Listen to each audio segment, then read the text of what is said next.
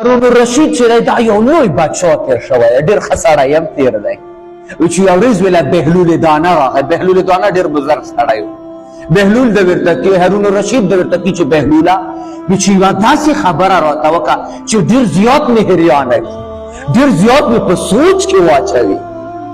چې ښه داسې خبره ورته وکړم چې بلکل داسې راته وکړه بهلول دانه ورته کې چې هارون الرشید صاحب هارون الرشید بادشاه و چې د تو په لنګر کې چې کومه تابع و چې ټیکال یې پرې پخه و هغه ګرمه تابع دې لې راوړه هارون الرشید حکم وکړو چې په لنګر کې کومه ګرمه تابع چې و ته رامړه تابع چې ټیکال یې پرې پخېږي راوړو دې لې راوړو سچ مخې کېښوه او چې هارون بهلول دانه چې دی وي چې د هارون الرشید صاحب وزیر ته وکړي چې زه به په دا ګرمه تابع خېږم او ته به راته وایي چې تا سره څه شی دی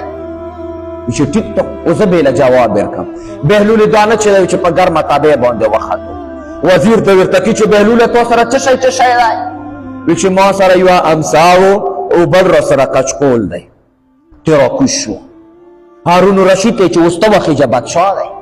هارون الرشید چې په ګرمه تابع باندې وختو بهلول به ورته کړي چې هارونه تا سره څه شی دی وی چې ما سره بچایي نو څلور مې ښځې کړي دي داسې مې ویندي دي غلامان مې پیسې بس خپې یې وسوې پښې وسوې او ته راټوپ یې کړه کې چې پښې مې وسوې نو هارون الرشید ده ورته کړي چې بهلول دانه ده ورته کړي چې بادشاه سلامت ده نتیجه یې اوږده ده چې د محشر په ورځ به سخته ګرمي وي او موږ فقراو سره به دمره امتحان وشي چې څه ګرمۍ ته جوړېږو نو بس ایسې موږ ته به امتحان چې اخلاص شوی وي حساب کتاب خدای دې جنت ته داخل کړي خو د مالدار او د دنیا پرستو بچیانو سره به چې دی اپره حساب کتاب کېږي تر څو پرې چې د محشر ګرمۍ نه وي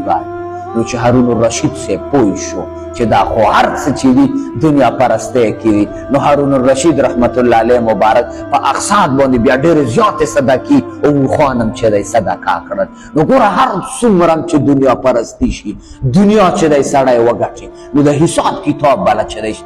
ذات چې دی موجود دی چې اب حساب کتاب اخلي